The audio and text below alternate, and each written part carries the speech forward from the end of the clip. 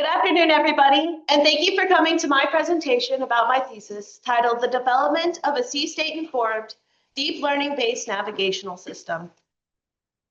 Before we begin, I'd like to start by thanking the people who have made this project possible, starting with my principal advisor, Professor Martin, for all of his guidance and instruction, my reader, Professor Golubeva, and my editor, Professor Harris, for all of their help with the written portion of this thesis, and Mr. Brian Meadows, who provided invaluable programming assistance when it was most needed. For my presentation today, I will start by clearly stating the objectives of this thesis. Then I will discuss my background and theory behind machine learning, and I will move into describing the model design and training procedure. I will end today with the results and conclusions, followed by recommendations for future work. The objective of this thesis was to create a simulation using machine learning that reaches three distinct goals. The first is to create a model of a vessel that can plot and travel along its own path. The second is to have this path navigate around varying sea state conditions simulated within an environment. And the third is to optimize this path for fuel efficiency to reduce operation costs and environmental impact. There were two notable works that were used as a starting point for this thesis. The first being a thesis conducted by Nate Phillips in 2023, titled An Intelligent Collision Avoidance System Based on Deep Reinforcement Learning.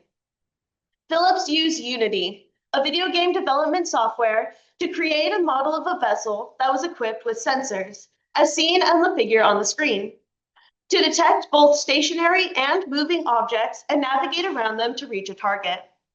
This maneuvering was subject to the U.S. Coast Guard rules of the road to better simulate vessel maneuvering.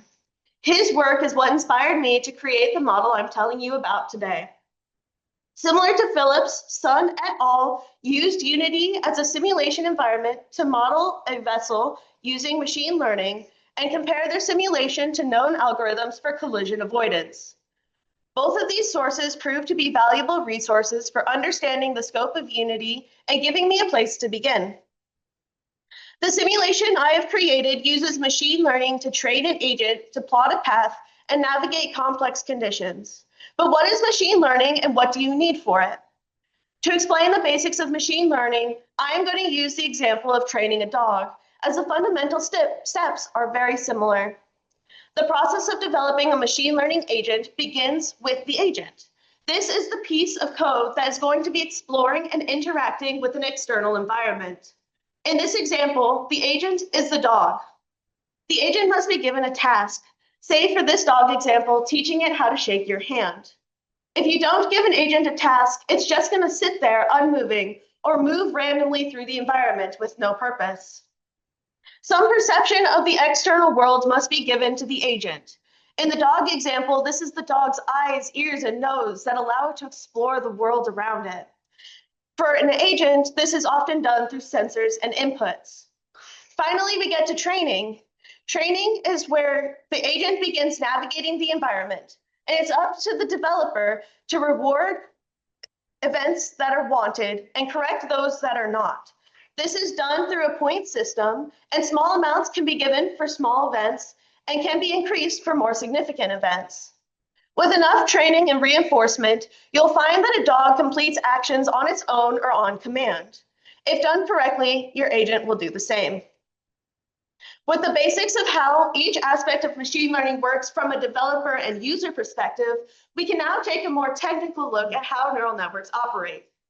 A neural network starts by knowing very little about its environment. As it explores, it begins to make decisions at random and observe the rewards it gains. At the same time, this agent documents the inputs from the sensors. With more experience gained, the agent associates these various sensor inputs with expected outputs through a series of equations. As the agent wants to optimize the number of points it receives within the amount of time given, it will begin relying on these sensor inputs and place different weights on these equations based on its experience. At this point, it can accurately predict an outcome based on what it has already learned. Depending on the complexity of a neural network, these inputs can go through hundreds or thousands of equations before producing an output, making for a robust agent that can learn new challenges over time. In addition to basic machine learning training, the use of generative adversarial imitation learning, or GAIL, was used to significantly reduce the time it takes to train an agent. GAIL is where additional step done before the machine learning training, where the developer operates as the agent, and it accomplishes the goals the agent is being asked to complete as though it were the agent. The developer is then able to allow these human-conducted runs to be considered as its own and provide the agent with a place to begin learning. These runs are weighted against new episodes run by the agent, and the developer can reduce the amount they are considered over time. Included in the official machine learning documentation for Unity is this graph that shows the relative time to train a model using normal methods, where the agent is simply learning through trial and error. The same program was run with the assistance of GAIL. As you can see, the speed to get the desired results of this process is significantly more efficient. The third line of this graph includes the use of behavioral cloning, which is not applicable in the case of my thesis because of the random nature of the simulated storms, which will be discussed later in this presentation. Now that there's an understanding of how machine learning works, we must also explore the importance of sea states and how they interact with various vessels. Sea state resistance is relative to the Beaufort number, which is determined by significant wave height and wind speed. Significant wave height is defined as the average of the largest 33% of waves in any given record. Essentially, what you're doing is measuring how calm or rough the conditions are and quantifying this amount with a number. The scale ranges from completely calm water at 0 or 1 to hurricane conditions at 12. Anything above a Beaufort number of 7 is considered unsafe to sail in, as these are gale conditions or greater. Because doing advanced calculations during weather routing can become a complex process, and especially on the large scale. Sailors have created a simple way to calculate the increase of power and reduction in speed when traveling through various conditions.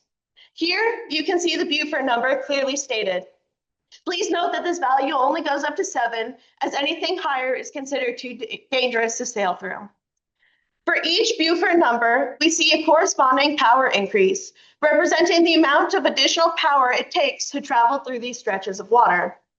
This is also correlated to the percent increase of speed of fuel consumption.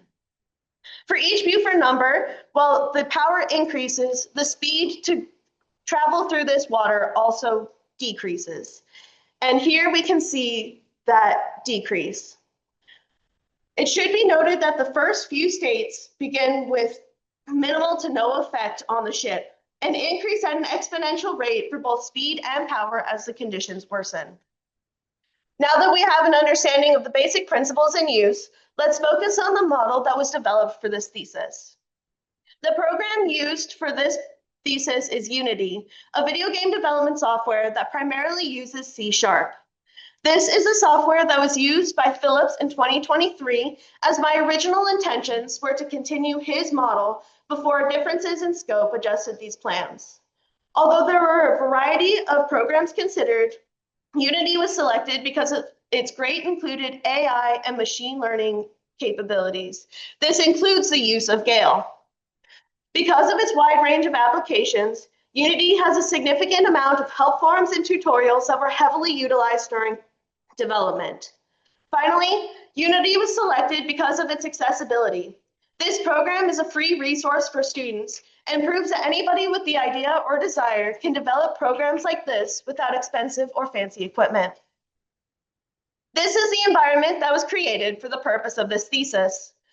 The region shown is a rough approximation of the North Pacific Ocean, with ranges spanning from 1,200 to 1,600 nautical miles on average. The environment is segmented into grid squares, with each side having an approximate length of 35 nautical miles. Each square is assigned a value from 0 to 12, representing the Beaufort number, and has an associated color with it, where green is 0, red is 12, and a color spectrum of yellows and oranges represent intermediary states. There are many elements included in this environment, including the agent, simulating a ship traveling through the ocean. The agent has simulated fuel tanks on board that increase in power consumption as it travels through the storms and decreases in speed as previously discussed. This is the target the agent is attempting to reach. Both the agent and target starting locations are randomized. Sometimes it starts in the position as shown. Sometimes these positions are mirrored, and other times they're rotated, where one is starting at the top of the environment and the other on the bottom. This allows for a more robust neural network in decision making. The next critical element to consider are the storms. There are 5 storms that have been included in this program with variable speeds, radius of impact, and intensity. The impact of the storms can be seen in the grid behind the central element. These storms are designed to vary with an impact between 1 and 12 distributed on a normal distribution as supported by various texts. As they move through the environment, they travel in a straight line from left to right. Once the storm hits the far right wall, it begins again at a random location with a random speed and intensity and continues in this left to right movement. Between the agent and target are 3 checkpoints stationed in equal intervals from the initial starting points and allow for periodic rewards of the ship as it nears the target. Finally, there are walls that surround the environment that prevent the agent from escaping its designated bounds. Of course, the weather doesn't always move in a uniform pattern like the picture before. When running, it looks closer to this. As previously discussed, machine learning is successful when the rewards and corrections are appropriately balanced during the training stages. A table outlining the various reward points can be seen in the table above me. As the agent is traveling, it is granted 300 points for each checkpoint it crosses along its way to the target. 1,500 points are granted for reaching the target successfully. At the end of each episode, the remaining fuel measured in percentage is granted as a point reward. This is what dictates the agent is optimized for fuel efficiency, as it will operate in the most efficient way possible to optimize points. Corrections are also made in the event of unfavorable conditions, such as hitting the environment wall, navigating through storms, and consuming all fuel on board. These points are essential for creating the most efficient neural network possible and require a significant amount of fine-tuning. The agent will attempt to optimize for the maximum amount of points in the shortest amount of time possible. And all conditions must be considered in programming this and development. With the parameters set, training is conducted over a set of episodes. An episode is measured from when the agent appears on screen to when some end condition is met, such as reaching the target or hitting the wall. Within these episodes are time steps, and this is where the agent makes a new decision. In this case, it means moving in some direction along the 2D plane. With the environment built, training began. Over several weeks, 8 individual tests were conducted to help fine-tune the training procedure and rewards process. Data for the last and most successful training procedure can be seen in the graph above me and was obtained by training the agent for nearly 5.5 days. The graph was obtained through TensorBoard, a software installed with Unity that collects the cumulative rewards and plots it against the total number of decisions made by the agent in the training procedure. As you can see, this graph is very scary to look at due to the number of spikes and fluctuations. In many cases of machine learning, these fluctuations will smooth out over time. But due to the randomized nature of the program in particular, this is normal and to be expected. Despite this, I used a tool in TensorBoard to smooth out the line and make it easier to read. With the line all smoothed out, it's easy to see what the general trend of the training procedure followed. The initial data starts with a very low average as the agent is placed in the environment and needs to learn its way around. In these moments, it's bumping into walls and heading straight forward into the most intense storms. In the region between steps 250,000 and 1 million, we see a steep incline in points accumulated. Following this incline is a more constant value as the agent learns to approach the target consistently. Looking at the reward value and taking into consideration the points lost on average for not reaching the target, it can be determined that the agent is consistently crossing all 3 checkpoints, but is not quite consistently reaching the target. This can be caused by a variety of reasons, but it's most likely a combination and a fault of the reward system and the sensor array equipped on board the vessel. Another graph obtained through TensorBoard shows the number of steps in each episode compared to the overall simulation steps. Essentially, this graph indicates how long the agent stays within the environment as training continues. The way this is measured is along the x-axis, showing the simulation timeline with the number of decisions made overall in the training process. The y-axis represents a rolling average of decisions made within an episode relative to the time training.